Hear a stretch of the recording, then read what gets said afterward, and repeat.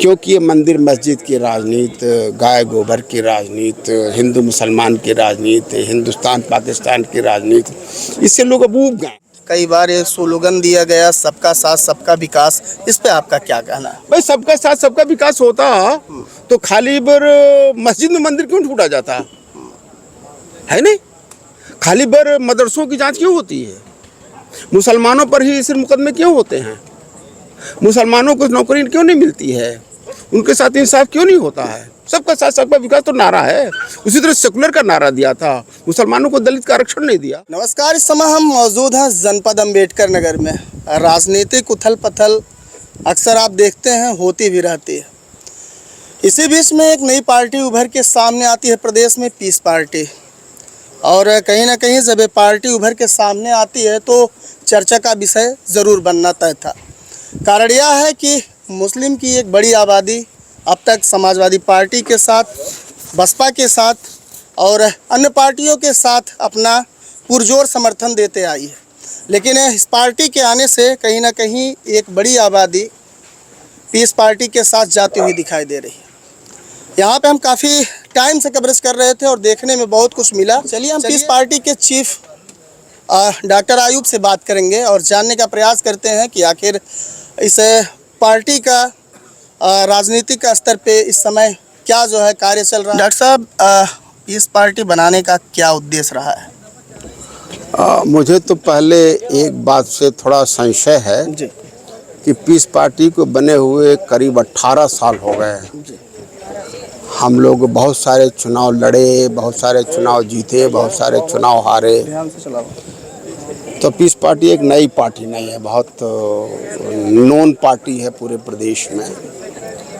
और हम सभी अभी जो सत्ता में बैठे लोग हैं, वो लोग धार्मिक उन्माद फैला करके, नफरत फैला करके सत्ता हासिल करना चाहते हैं, सत्ता में बने रहना चाहते हैं। पीस पार्टी इनकी मानसिकता को नकारती है और पीस पार्टी नहीं बल्कि बहुसंख्यक समाज इसे पसंद नहीं कर रहा है, क्योंकि ये मंदिर मस्जिद की राजनीति, गाय गोबर की राजनीति, हिंदू मुसलमान की राजनीति, हिंदुस्तान पाकिस्तान की राजनीति, इससे लोग अब ऊब गए हैं। महंगाई चरम पर है, बेरोजगारी चरम पर है, लॉ ऑर्डर कहीं कुछ है नहीं। तो जो जनता की मूलभूत समस्याएं हैं उसका समाधान नहीं है। लोग भुखमरी के कगार पर है, रोजगार नहीं है। तो ऐसे में मैं समझता हूं कि ऐसी सरकार आनी चाहिए, ऐसी पार्टी बनी आए सरकार में जो बिना किसी भेदभाव के लोगों की समस्याओं का, जन समस्याओं का समाधान करे, रादर देन लोगों में नफरत पैदा करे। जी, आपका कहना है कि मेन मुद्दे पे राजनीति नहीं हो रही है। हम मेरा ये कहना है कि मुद्दों की राजनीति के बजाय वो धार्मिक उन्माद फैला करके नफरत की राजनीति हो रही है, नकारात्मक राजनीति हो रही, सकारात्मक राजनीति नहीं हो रही। तो समाज और देश का विकास सकारात्मक राजनीति से होगी, सकारात्मक सोच से होगी। नकारात्मक सोच कभी कामयाब नहीं हुई है।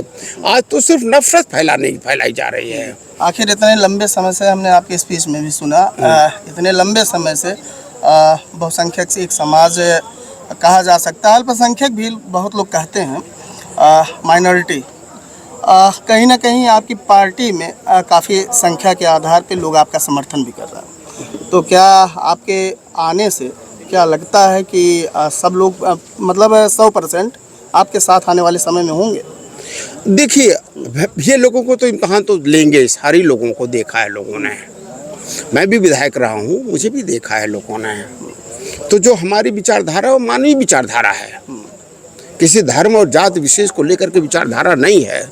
मगर मेरा मानना है कि चाहे किसी के नाम पर भी सरकार आई हो, हिंदुत्व के नाम पर आई हो, पिछड़ों के नाम पर आई हो, दलितों के नाम पर आई हो, सेकुलर के नाम पर आई हो, मगर उन्होंने नारा तो अलग अलग दिया है।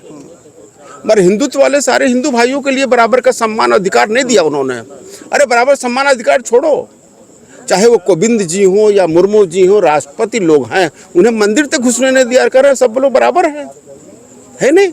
पिछड़े की सरकार बनती है तो सिर्फ एक विशेष समाज को सब कुछ दिया जाता है। वर्तमान सरकार का एक कहना है, कई बार ये स्लोगन दिया गया सबका साथ सबका विकास, इस पे आपका क्या कहना है? भाई सबका साथ सबका विकास होता तो खाली बर मस्जिद में मंदिर क्यों टूटा जाता है नहीं? खाली बर मदरसों की जांच क्यों होती है? मुसलमानों पर ही सिर्फ मुकदमे क्यों होते हैं? मुसलमानों को नौकरी क्यों नहीं मिलती है? उनके साथ इंसाफ क्यों नहीं होता है? सबका साथ सबका विकास तो नारा है। उसी तरह सेकुलर का नारा दिया था, मुसलमानों को दलित का आरक्षण नहीं दिया। तो सेकुलर में धर्म के नाम पर भेदभाव किया, कांग्रेस ने भी किया। पिछड़ों के नाम पर पिछड़ों की सरकार दिया उन्होंने। कहते हैं कि इस ओबीसी की और मुसलमानों की माइनॉरिटी की पार्टी है, दलितों की पार्टी है, मगर जब नौकरी देना था तो 50% ज़्यादा सिर्फ अपने समाज को दिया, पिछड़ों हिंदुओं भाइयों को नहीं दिया, दलितों को नहीं दिया, मुसलमान तो छोड़ो। यही तो बसपा ने भी किया। तो इन लोगों की हालत इसीलिए हुई कि इनके नारे और इनके कार्यशैली में फ़र्क रहा। और आज भाजपा सरकार में इसके भी नारे और उसके कार्यशैली में फ़र्क है। आज दलित समाज दुखित है, आज पिछड़ा समाज ठगा महसूस कर रहा है, मुसलमान तो ठगा महसूस कर ही रहा है। तो जब बहुसंख्यक समाज 85% समाज वो ठगा महसूस कर रहा है, गरीब सवर्ण महसूस कर रहा है। इवन छत्री की अगर सरकार है यहाँ पर तो ब्राह्मण समाज महसूस कर रहा है, उत्पीड़न उसको महसूस कर रहा। तो ये समाज जातिवादी धार्मिक विशेष पर काम कर रही है, नफरत फैलाकर कब तक अब सत्ता में हासिल बने रहोगे? मुझे नहीं लगता कि बहुत दिन तक ये सरकार रहेगी और इसका विकल्प बनेगा। और पीस पार्टी एक बेहतरीन विकल्प है, जो मानवीय पार्टी है, सबको बराबर सम्मान देती है और किसी के साथ भी जाति और धर्म के नाम पर, मसले के नाम पर किसी के साथ भेदभाव नहीं करती। आगामी चुनाव के लिए आपकी पार्टी की क्या नीतियां तय की जा रही हैं? हमारी नीति बिल्कुल साफ है। हमारी एक नीति जात के आधार पे वोट मांगा जाएगा या फिर सबसे वोट लिया जाएगा और सबके विकास की बात की जाएगी? हाँ, हमारे देख तो नारा है कि एकता का राज चलेगा, हिंदू मुस्लिम साथ चलेगा। ये पहले दिन का हमारा नारा है। हमारा नारा है कि मजबूर नहीं मजबूत बनो, आगे बढ़ो संघर्ष करो। तो ये दो नारा हमारा पहले दिन का नारा है। इससे हम चाहते हैं कि समाज मजबूर न महसूस करे, पिछड़ा समाज मजबूर न महसूस करे, दलित समाज मजबूर न करे, मुस्लिम समाज मजबूर न महसूस करे कि हमारा कुछ नहीं हो सकता। पीस पार्टी उनके मुद्दों पर लड़ रही है और उनके मुद्दों को लेकर के जनता के बीच जाएगी। मुझे लगता है जनता का समर्थन पीस पार्टी को मिलेगा और हम कामयाब होंगे। आपका एक स्पीच काफ़ी अच्छा लगा, लोगों को आप एजुकेशन से जोड़ रहे हैं। एजुकेशन मुझे लगता है कि आप जो स्पीच दे रहे हैं जगह जगह जा करके कि लोग एजुकेशन से जुड़े, जो मुस्लिम भाई हैं या फिर दलित भाई हैं, लोग जुड़े एजुकेशन से। आपको लगता है एजुकेशन से जुड़ने से एक बड़ा बदलाव हो सकता है? देखिए, सबसे बड़ी बात यह है ना कि भाई डॉक्टर तभी बनेगा जब मेडिकल कॉलेज में एडमिशन लेगा, है ना? इंजीनियर तभी बनेगा इंजीनियर कॉलेज में। तो एजुकेशन उस चीज़ का, अगर हम राजनीति में जाते हैं तो हमें राजनीति का तो एजुकेशन लेना पड़ेगा ना, हमें समझना पड़ेगा। हमें समझ में आना पड़ेगा कि कौन दोस्त है कौन दुश्मन है। जिस तरह से डॉक्टर को समझ में आएगा कि क्या दवा देने से फ़ायदा होगा क्या नुकसान होगा, मगर वो यही नहीं समझ रहा है बेचारा कि जो राजनीति कर रहा है वो अपने पैर काट रहा है, वो नहीं समझ रहा है ना। तो इसीलिए उसे बताना पड़ेगा कि राजनीति तुम कर रहे हो तो अपना और अपने आने वाली नस्लों को बर्बादी कर रहे हो।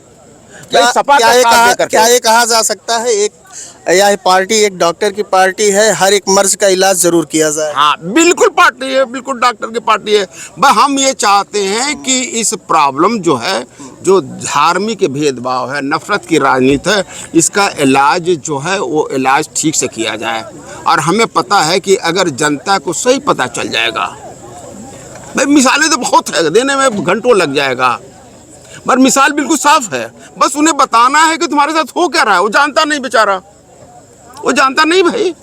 अरे जिसको हम 100 रुपया 1000 रुपया दे करके उसका वोट ले लेते हो, बेचारा जानता नहीं है कि हम अपने नस्लों को गुलाम बनाने का 1000 में तब सौदा कर रहे हैं भाई। 1000 और मोदी जी 3.5 लाख करोड़ के मालिक हो गए। वो चाहे जिसको दे दे, है नहीं? वो बेचारा 3.5 करोड़ छोड़ करके वो 300 पे बिक रहा है। बस वो सोचा नहीं कि 3.5 करोड़ का मालिक बन करके हम कुछ भी करें। भाई 24 लाख करोड़ का मालिक मोदी जी हो गए, चाहे जहां चाहे खर्च करें भाई, है नहीं? तो वो बेचारा भी उसी में फंसा हुआ है, 1.5 रुपए में 2 रुपए में फंसा हुआ है, 1000 रुपये 500 में फंसा हुआ है। वो ये जान नहीं रहे कि हम अपने को और आने वाले नस्लों को हम इसे 100 रुपये में बेच दे रहे हैं। बेचारे पता नहीं है ना, इसी को बताना उसे है कि अरे यार तुम इसको क्या, तुम न्याय करो सबके साथ ना, गुलाम मजदूर न बनो। 100 रुपया लेकर के 500 रुपया लेकर मजदूरों के ठेका ले लेता है, अपने आने वाली नस्लों को बनाने का ठेका ले रहा है। ये बेचारा जानता नहीं है ना, उसको बताना पड़ेगा। आप अब तक सुन रहे थे डॉक्टर आयूब जो चीफ थे जो है पीस पार्टी के, और बाकी इनके वक्तव्यों से आपको क्या सीखने को मिला और इन्होंने आपको क्या समझाया और आप क्या इनका समर्थन करते हैं कमेंट में ज़रूर बताइएगा। आप देख रहे थे data reporter news Ashish Chaudhary के साथ। जय हिंद।